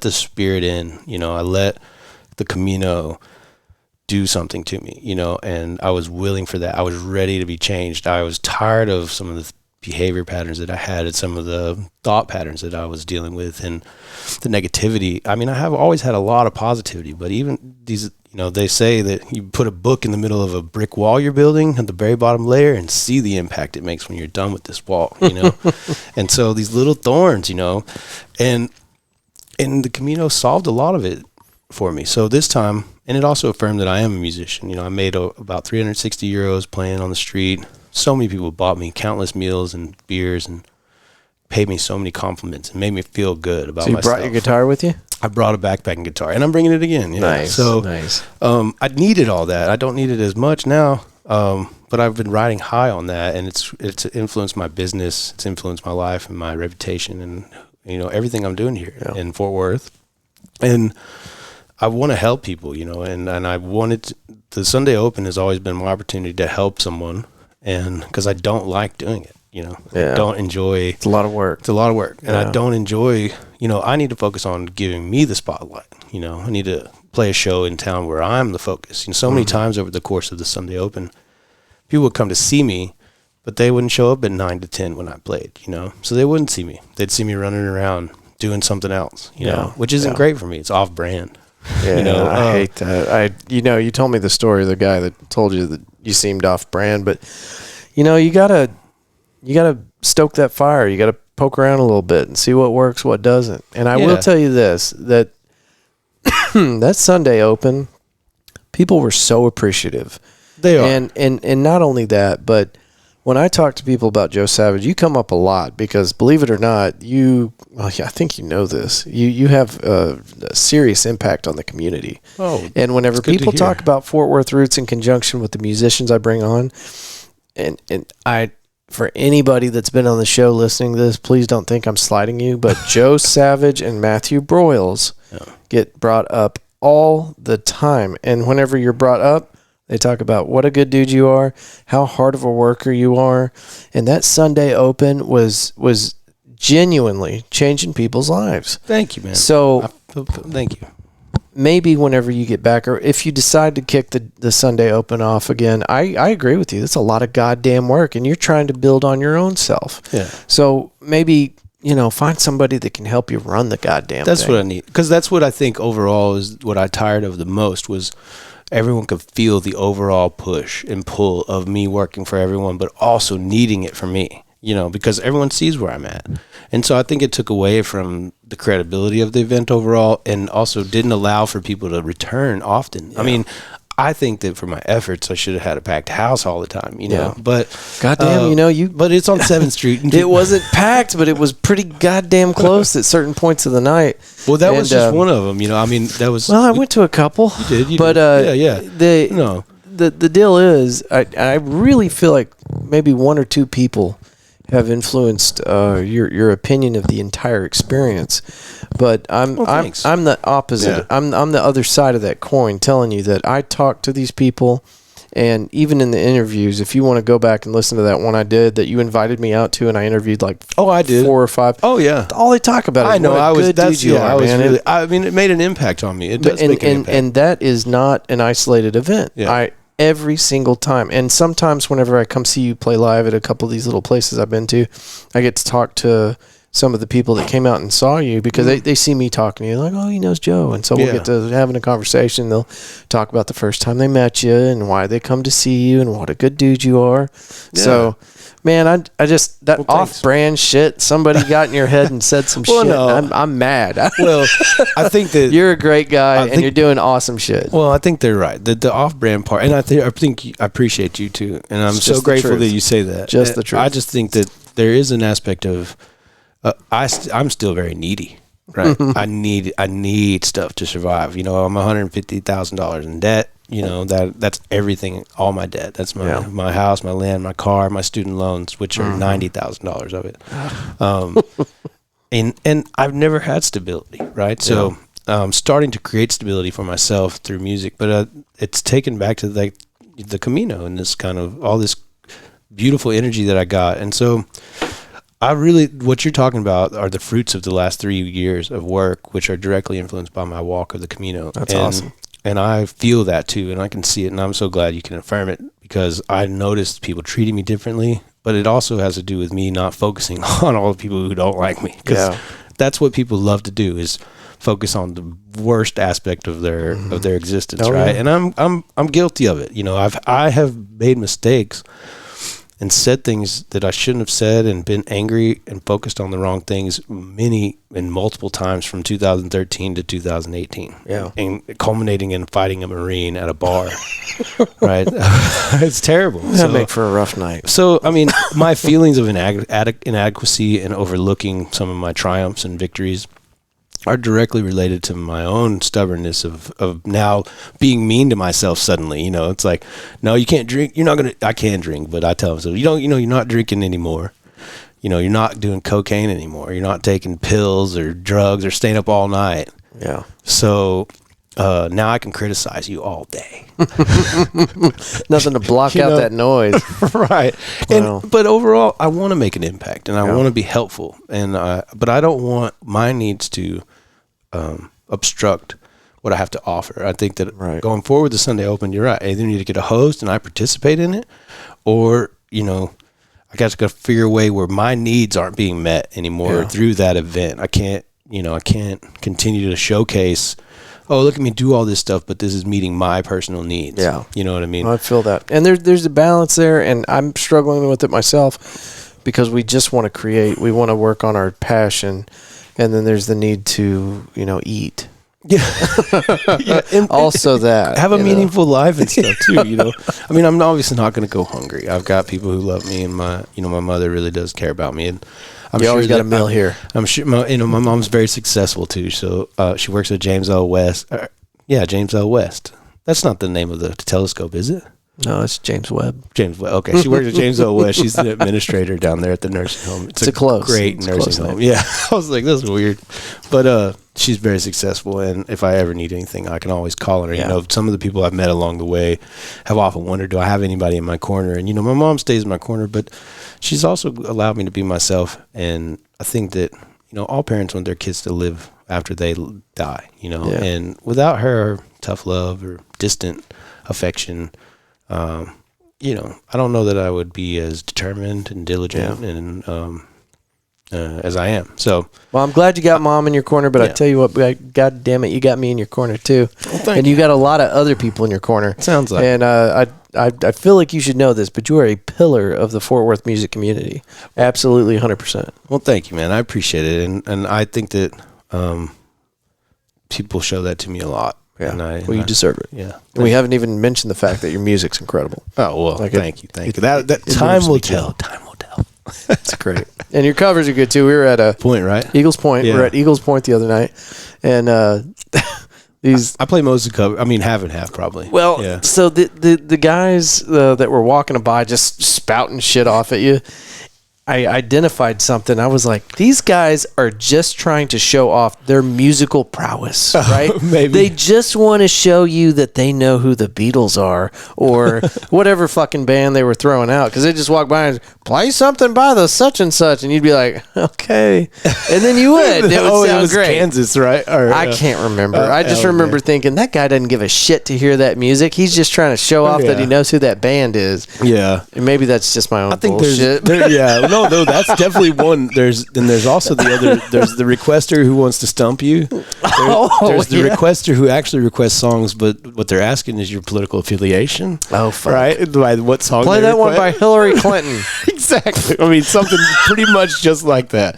But no, there are totally today in this genre, today in this day and age, there are popular songs that people request only if they're on the unfortunately only if they're wanting you to declare that you are a member of the Tea Party or play Toby Keith. Maybe not Toby Keith so much, but for context, Creed Fisher, who I love and who's doing great things. So I don't know him and never met him, but I know of him. But one of his songs is "You have the right to burn my flag. I have the right to kick your ass." Nice. Which I can agree with the sentiment. Yeah. However, it seems divisive in a Tuesday night bar drinking situation. Well, maybe not in Saginaw. Maybe not Saginaw. But I don't bring those lyrics. I don't bring those debates into my show. Right. I don't want that. 100%. So when those guys do that, I usually play Merle. Because Merle is like, and you did play Merle that night. Merle's right down the middle, in my opinion.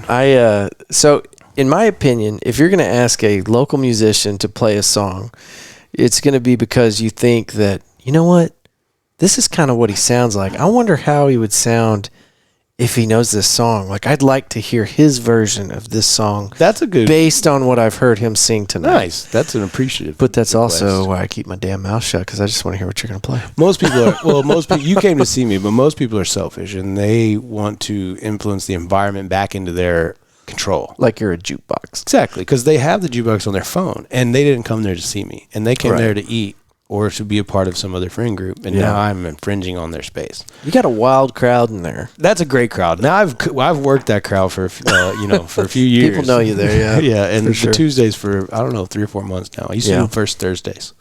So well, I like it there. They have definitely cleaned up that place because we had a friend. She was my hairstylist. Oh yeah. She cut my hair for a couple of years, I think. Anyway, she got a space right there next to that place, and she'd be busy, so I'd walk next door and have a drink. But it was smoky. Oh yeah, no. And all the waitresses were on some kind of drug. Oh yeah. Shout out to JT and Mandy. Hell yeah. And they're about to open up in Burlington also. Okay. At the old Dalton's Corner. Cool. If you've ever been to Dalton's. Yeah. Is that the kind of the historic downtown area? Yep. Yeah, I have been there. Yeah, the old Dalton. So that's now going to be Eagles Point, Burlington. Okay. I'm going to play there every Wednesday. Is that right on the corner?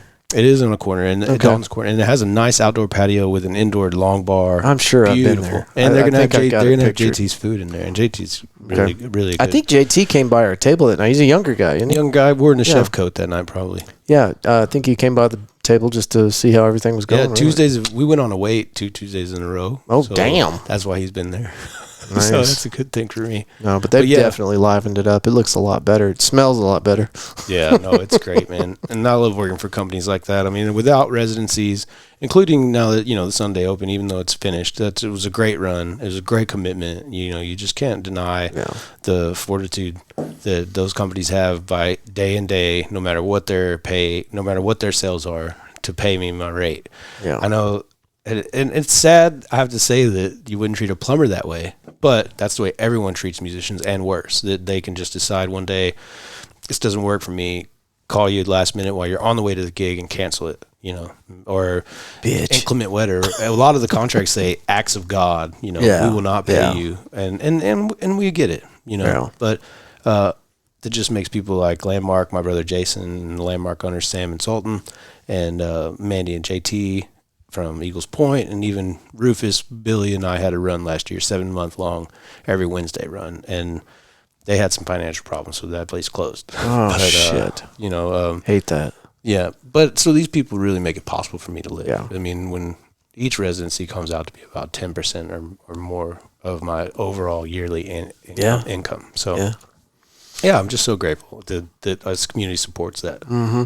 Fort Worth sounds like it's really evolved into a great place for musicians trying to find regular gigs like that too. Because I mean, between Tim Love and exactly, Tim like Love's another one. I should Woodshed. have mentioned him. I've played for him for years. Tim Love is just amazing. Because the only reason I know that, I've never talked to Tim Love. I have musicians that come in here and talk about the different gigs they play, and he's always got live music. So he's great. I've played all his places. I've played the Lonesome Dove in Austin. I've played the Knoxville. I thought that just opened. In Austin? No, it reopened. Oh, okay. It'd been open pre-pandemic, 2017. Yeah. Like I played that one. They used to have Tuesday nights down there. Mm-hmm. I've played the Knoxville Love Shack, Lonesome Dove there. No shit. And I've played the Woodshed, of course, the White Elephant. Is that Tim Love? Yeah, the Woodshed. Oh, I didn't know that. Woodshed, Okay. White Elephant. What else is his? He's got quite a few concepts, but yeah, I've played them all for him. But those companies are great. What's the big? Didn't he just open a new big one down in the stockyards? I don't know the name of it though, but Live Entertainment is booking that one. It's like a legit theater. None of this podunk ass. I'm not going to be playing there, for example. But Texas Live. Which one is that? not Texas Live. Live Entertainment. Live is I didn't mean to say Texas Live. Oh, Live Entertainment is a national. Is that who booked for Second Rodeo? No, Second Rodeo is booked by a small time agency. Oh, okay. Out of Dallas. Are we gonna see it at Second Rodeo? No, you won't, because I don't work for that agency. And that's the end of that conversation. I still love those guys too, but You're they the second person to say something like that. They don't like me. Well, those people have business practices and they're learning how to do stuff, and they changed their model. You can't. In the end, 13th Floor Music, who helped me out a lot, and who books Second Rodeo, who currently does not book Joe Savage ever, and I started working with him in 2016. I was basically the 14th member, because he had 13 guys, and he was artist oriented.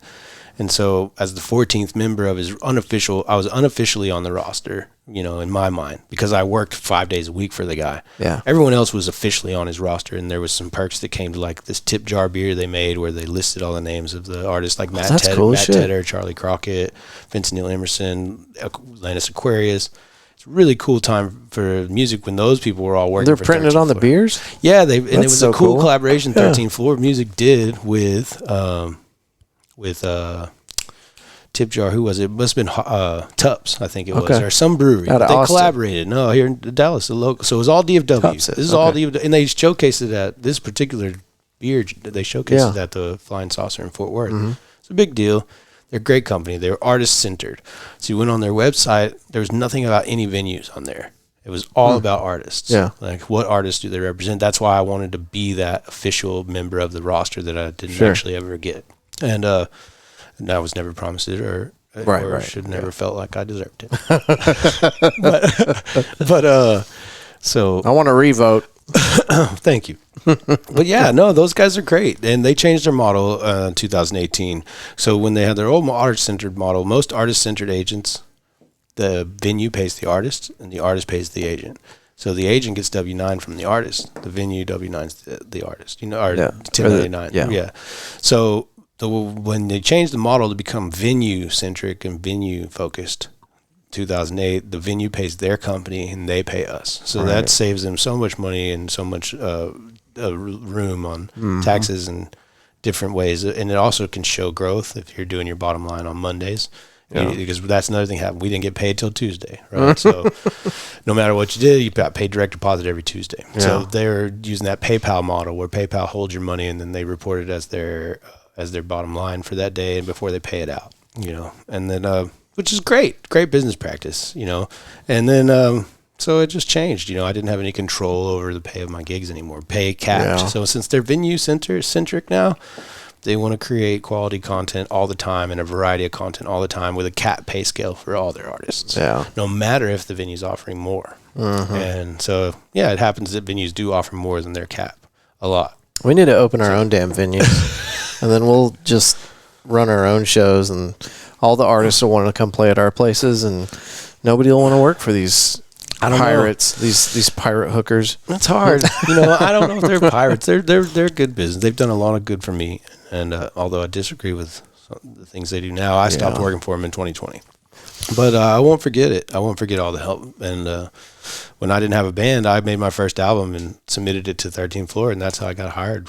Shit. And that's how I put together my first band. So back in the day when their mission was different, it was a damn good outfit. It was a great outfit. They advocated for highest pay in DFW. Nice. Not anymore. But they did. Yeah. They got it up for everybody though. That's corporate America. Corporate America. That's where they're going. They want to take that to a level where the owners, the owners and the people, the founders of that company don't have to work, that it can be a source of passive income, which makes sense. I mean, you want a certain lifestyle, you set goals for yourself. Mm-hmm. And that's how you accomplish those things.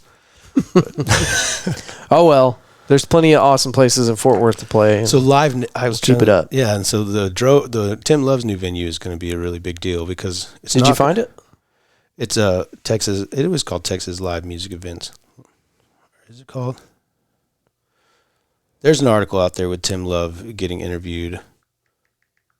I remember there was something that he was working on here locally, and I did see that the Lonesome Dove down in Austin was reopening. Tim Love opens new music venue. It's called Tennahan's Tavern and Music Hall. Will mark the Stockyards' newest live music venue. Hell yeah! It'll be in Mule Alley, and I saw it. It's right next to Second Rodeo. Yeah, it is. Yeah. That's what I'm saying. This booking company, so that we can't wait to bring even more diverse artists and bands to growing Fort Worth market, says Anthony Nicolaitis. What are you reading off of? Fort Worth Magazine. Okay. He's the president of Live Nation Dallas. So Live Nation is the company that I'm trying to think of. And they have Live Nation Dallas, Live Nation Chicago, or Live Nation Atlanta. Right. They are the premier concert booking agency. And they are venue centric, but they only book major acts. So at that point, the difference, why it matters at the level of Second Rodeo is because you're negotiating directly with artists. We don't have any leverage or power. Right. We don't have the tools or the needed requirements on prerequisites to negotiate for ourselves. Yeah. And it also makes us look weaker when we negotiate our own price. Yeah. Whereas this level, they're going to be dealing with big name acts that are asking for, $50,000 upon arrival. Yeah, for sure. Things like that. So, I mean, it's going to be a good thing for Fort Worth combined with Dickies. Yeah, Dickies is awesome. Joe, you got to come back whenever you get back from your trip. I'll tell you all about it. Take lots of pictures. Yeah, and maybe some other crazy stories. Yeah, man. I'm sure I'll have something. You're open to some crazy stories, right? Like you're going over there to experience things. So nothing crazy. It might get weird. Who knows? I'm going vanilla, baby. Joe, thank you again, man. Thanks, man. Always a pleasure, and just keep it up. You're an incredible person, and thanks, so man. glad that we got connected. Yeah, I'm glad I came back over. Thank you, man. Appreciate you. All right, Fort Worth Roots. Thank y'all for being here, and we will see you next week. Peace.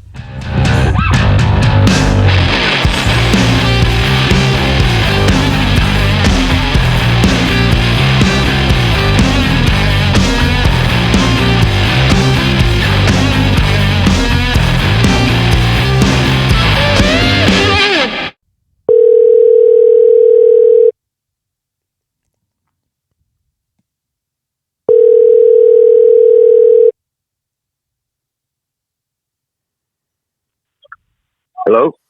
Hola, mi hermano. Buenos días. Buenos dias. Who is this? Is this Andrew? It is, man. What's going on? Good morning. Oh, good morning, man. One second. Tengo que hablar de eso. Okay. Hey, all right, cool, man. I'm sitting here drinking coffee. I actually made myself a pot, or the Keurig. I made a cup this morning. It's 3:16 here. What time is it there? It's like 10 a.m. Okay, yeah, 10:16. Yeah. I was wondering why you chose those hours. I was like, this guy's gonna get up in the middle of the night. Yeah. No, I've got work at 4:30, so I wanted to. Oh, okay. Yeah, catch you at a good time, but also I have to work, so. Understood, man. Well, thanks for calling. No, thank you for taking my call. So, how's it going out there, man? It's great. It's just amazing, of course. But the journey's good. I probably walked maybe least 100 miles by now. Nice. Maybe a little more. Getting your steps I haven't calculated it. Yeah, it's been about 40,000 steps a day. I'm doing pretty easily. I thought I was only going to do about 20,000. Where are you at today? So I'm feeling real good. Today, right now, I'm about to leave this really nice hotel. It was in Noha, which is on the coast in Cantabria, on the way to Santander. So I've got 2 stages before I get to Santander, which is a pretty major city. So I'm going to do about 25 kilometers, so about 12 or 14 miles today, and then do another 10 or 15 miles tomorrow. Nice. And that's kind of been my rhythm. I've been doing about 10 to 15 miles a day. I had a day of like 17 miles, and then since pandemic, there was a place I could have stayed that was a lot of the municipal albergues where pilgrims are still closed, and then even some of them have been changed to accept Ukrainian orphans and refugees. So they're not really, there's not like some of it's been a little bit more expensive than last time, and a lot of these places seems to be that they are really hungry for money because they've been shut down for the last few years, Yeah. So anyways, sometimes I've been spending a little bit more, like 20 a night or 30 a night on a hotel or a private room because it's the only option. Or like tonight, this one was $20, private room, private bathroom, and private shower, with a queen bed. And I could have stayed at a hostel, a little surfer hostel for 13 euros, so for 7 more, I just always got to take that route. And then, so it's a little bit of comfort, at the same time as things are tougher. A fifth of a liter, a tinto, is a beer that's like 250 milliliters. Uh-huh. Used to cost 90 cents last time I was here. Now they're charging €2.20 for it. So a little bit of inflation there, but taking it in stride and trying to be a part of the economy and enjoying the luxury, because I'm not usually a very luxurious traveler. Yeah, it sounds like you were pretty bougie last night with your recent hotel stay. You and your 20 euros.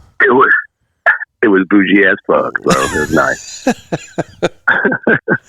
What city did you start off at whenever you landed there in Spain? It's a city called Irún, which is spelled like I run. Irún, and that's the city on the border of France and Spain in the north, the northernmost point. So a lot of people, when they start at Saint Jean Pied de Port, which is a place in France on the other side of the Pyrenees, and then they walk over the Pyrenees for the first 2 days, and then they walk the Camino Francés, like through Pamplona. But I walk in the northern Camino, and the first stages are just as hard. You just don't have to go up as high in elevation.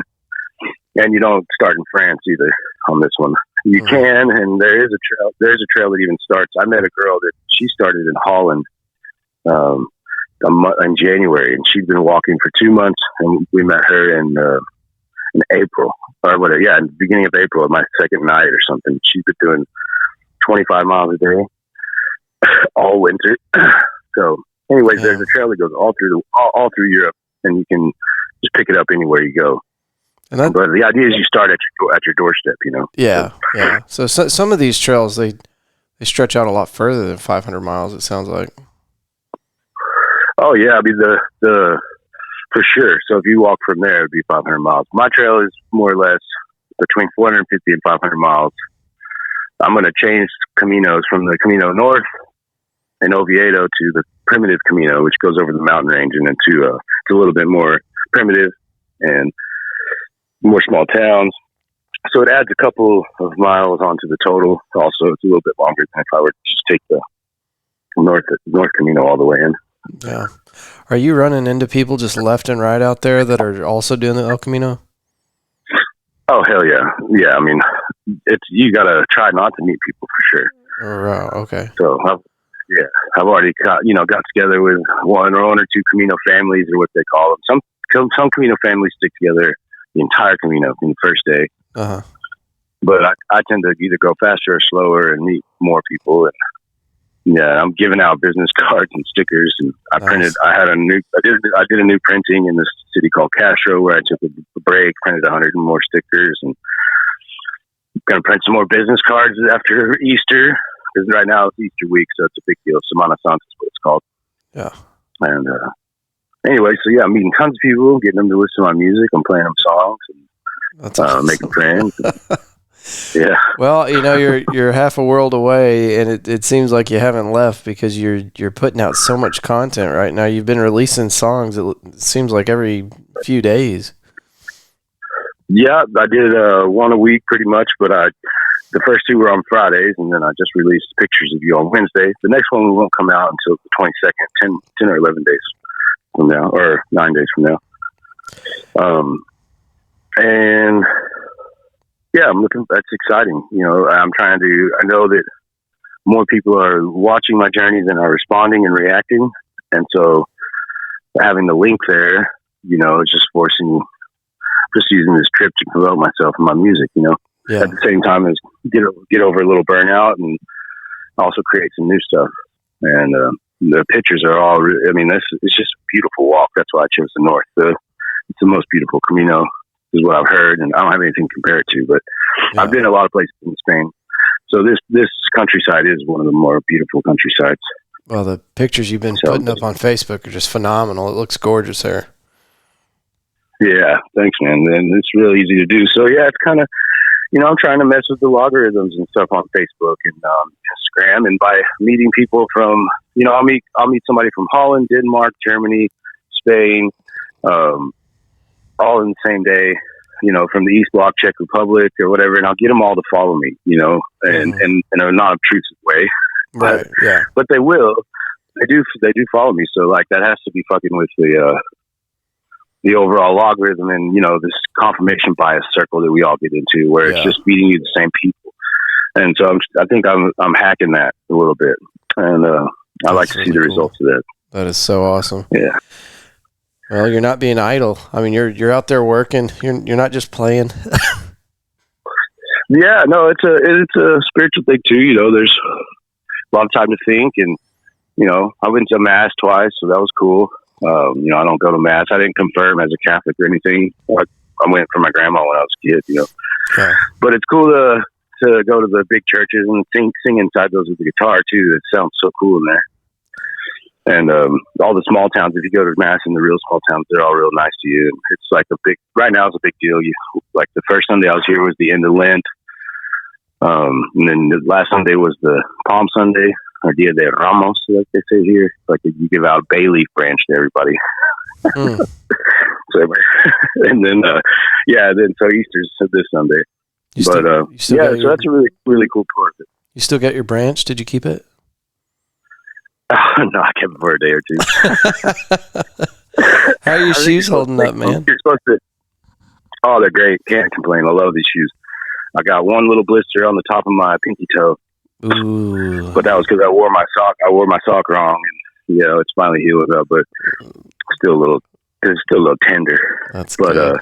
No, man, it's going great. Like the pharmacies here are great too. So I bought some magnesium tablets and some 800 milligram ibuprofen. So I take one of those in the morning and take 2 magnesiums at night. And then the magnesiums are like kind of a natural muscle relaxer. Mm-hmm. They don't get you high. Right. They help your muscles prepare. I kind of cut you off there. What were you asking me? Oh, I don't remember. That's okay. Well, shit, brother. I appreciate you taking my call. I thought this would be really cool. I'm releasing your episode. I'm going to try to get it out today. It's been a hell of a week. Trying to do these Thursday releases. No rush. Yeah. But I figured you were going to wait a little while until I got into the walk. Well, that wasn't actually intentional. We've had a huge backlog. I've just been recording like crazy. Terrified I'm going to miss an opportunity. So I just started doing 2 a week, and it's difficult, but I'm going to get through it. So it looks like your hard work's paying off. You're getting some notoriety, and that's good. People are appreciating what you're doing. Yeah. Well, it's I appreciate being a part. Hell yeah. No, it's been there's some pretty serious players in the Fort Worth Roots circle that have helped the show out, and you're one of them, and thank you. I appreciate it. Oh man, no doubt. I think I'll probably benefit more in the end. Well, I hope so, because that's kind of what it's all about, man. Propping everybody else up to kind of get your message out, and maybe I'll pick up some listeners along the way.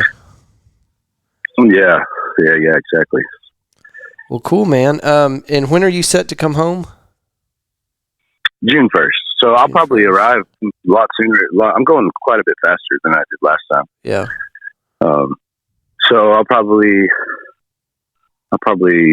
do something else, I don't know what yet, but trying to figure out how to get some shows and whatnot. But yeah, I'll be home June 1st. I've already got some of the shows posted on my calendar that I'll be playing when I get back. But I got a full calendar for June, July, August, and I got my calendar over here with me. I'm working on the winter months. Yeah. Well, cool, man. Yeah, let me know. We'll post it all up, and then I'll make sure that we're ready to go see you whenever you get back. Hell yeah. All right, brother. We'll have fun out there, and it sounds like I can probably call you just about any time this time of day, so I might touch base with you here in a few weeks and just see how it's all going. Yeah, man, do it. Yeah, I mean, it's definitely going good. It's definitely hard, and get time to think, and it can be upsetting sometimes. It can be really elating sometimes. So yeah, I appreciate you calling. Oh yeah. All right, and holler at us if you need anything back stateside mailed to you. Holler at me. All right, brother. Thank you. All right, Joe. Be careful. We'll talk to you soon. Okay, bye. Later. I have no idea how much that phone call just cost me. The international cell phone stuff. It is stupid early, and I have to go to work. Joe, thank you so much. Not only did he devote a ton of time in the home studio to talk to me and hang out and do the Fort Worth roots thing, but then I'm pestering him at 3 a.m. Texas time, calling him on the phone. So, Joe, thank you, man. It's an honor to have anybody on the show, but it's a sincere pleasure to have people like Joe on that you really connect with. And it's not just me. This guy is just so easy to get along with. He leaves a wake of people behind him that just talk nothing but good about the dude. He's a great guy. And I'm looking forward to having you back on the show, but I will be blowing up your phone later now that I know it's that easy. Provided I don't get a crazy bill from the phone company later, like, oh yeah, well you made a 12-minute call to Spain, so now we're going to need a spleen. I don't know how that's going to work out. But it was worth it, even if it cost me a spleen. Wink. Go check out Joe, joesavage.bandcamp.com to listen to all his music. You can also find him on Facebook, JS Savage. It's where I follow him on. I think he's got a couple other personalities here, but all his really cool stuff's on JS Savage. Hope it's okay. He might hit me up later and be like, stop saying that, because I want you to look at the other one. Who knows? But the photos he's putting up are incredible. The YouTube video will be up shortly, and I've added some stolen photos of yours, Joe. I went onto your Facebook, and I just started grabbing stuff and putting it on the YouTube video. But that takes time, and I'm about 3 YouTube videos behind right now, so I'm going to have to jump on that this weekend. Speaking of this weekend, Psychedelic Panther. Did I get rid of that thing? Let me keep talking while I look that up. Psychedelic Panther is going to be a 3-day event. It starts Friday. And Friday. You need a date, though, because this is a podcast. Yep. Hold on. Here we go. All right. April 15th through the 17th. Main at Southside. 3 days, 2 stages. 29 bands, art, and vendors. This is going to be really cool. And I wouldn't steer you wrong on this. I'm building a reputation with you. I want you to trust me. So I am not going to tell you to go to a stupid event. I've been listening to the music that the 29 bands that are going to be at this thing are producing, and it is incredible. It really does not get said enough, but you turn on the radio, you listen to music on the regular, the big networks, or I keep wanting to say MTV. Nobody watches MTV anymore, but these are not well-known bands, but god damn they ought to be. They are incredible. So I'll stop saying incredible. You start putting it on your calendar. Today's Thursday, so you can start going tomorrow at 6 p.m. if you want. Main at Southside is located just just south of downtown Fort Worth. Just pull it up. I think you can probably just type in Mass into your Google and it'll pull it up. But if not, it is Main at Southside, and pretty damn easy to find. But lots of people are going to be at this thing. You got to check it out. And I tell you what, this is the first time they've done this event. It's their first annual event. I talked to Joe. You can listen to the episode I did with the curator of this show, Joe Guzman. That's episode 70 on the Fort Worth Roots podcast. But he has every intention to continue this thing. And I mean, for the first year, I don't know. I couldn't do this. You think about one person having an idea and then making it this big is pretty incredible for a first year, for a one-off, But it looks like Joe has a pretty good reputation with the community, and whenever he pitched this idea, people just jumped on it and got busy with it. So come check it out. You're going to see me out there. I don't know if I'll make it out every single day, but it looks like I'm going to be out there Saturday. So more details to follow on that. If you want to get like real-time updates on stuff that I'm doing with Fort Worth Roots, our Facebook page, Fort Worth Roots Facebook page, I generally use that just to prop up everybody else's shit. But if I'm going to an event like this, I'm going to be taking pictures, I'm going to be making videos, and I'm going to be posting it on that site. So I've been up since, with Joe. So I got up at 3 a.m. to make a call to Spain. So if there are issues with this episode, please forgive me, okay? Thank you. I appreciate it. I really do appreciate it. Every single time you download even one episode, stream it through one of your podcast players, it shows up on our analytics and it strengthens the show. So thank you for doing that. You're doing your part to help the show. If you want to do more to help the show, go onto these social media sites and follow us. That's another way you can help the show out. Just enhance our pool with these algorithms. It's hard out here, bro. Serious. Especially when you ain't got money to be putting down on advertising. So it's all organic. You either got to put down some money or use a little bit of sweat equity. I'm doing both. Trying to make this good for you. I want Fort Worth Roots to be big enough that one day you're going, oh shit, I was listening to this guy back whenever he couldn't even get his words right. Look at him now. Well, he still can't get his words right, but now he's got his own t-shirt. I don't know, something like that. But you were here in the beginning. Thanks for that. All right. What did we talk about River Oaks again? You already know, so I'm not going to bring up the fact that it's free or the fact that it's happening Saturday, April 30th, and the fact that you just need to come out there and say hi to make my world a better place. But it'll make your world a better place too. It's not just about my world. This is going to be really cool, so come check it out. And then our boys over at squadstx.com, they are not a sponsor.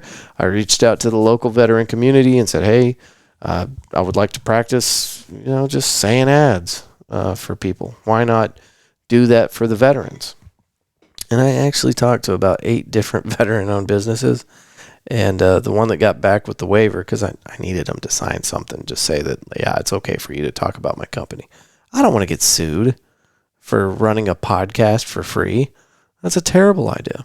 Well, anyway, Squad STX, they're like, okay, I trust you enough to talk about my business. And I looked into it, and I'm like, man, this is awesome. Let's definitely give these guys a spotlight. So squadstx.com is a really good solution. If you got kids if you have boys in between the ages of 10 and 16, this is a really cool deal. And get on there. Don't wait. Do it now. Squadstx.com. 2 different packages. Happens just south of Fort Worth and Glen Rose. And it's going to be good times. It's going to be good times because it's you and your boy anyway. And y'all are going to be outside. And then you got somebody helping you out with activities and fun stuff that they do. So check it out. squadstx.com. Okay. I've babbled enough. I genuinely do not need to babble tonight because I need to get this finished up and the show notes, get it published and then out to you.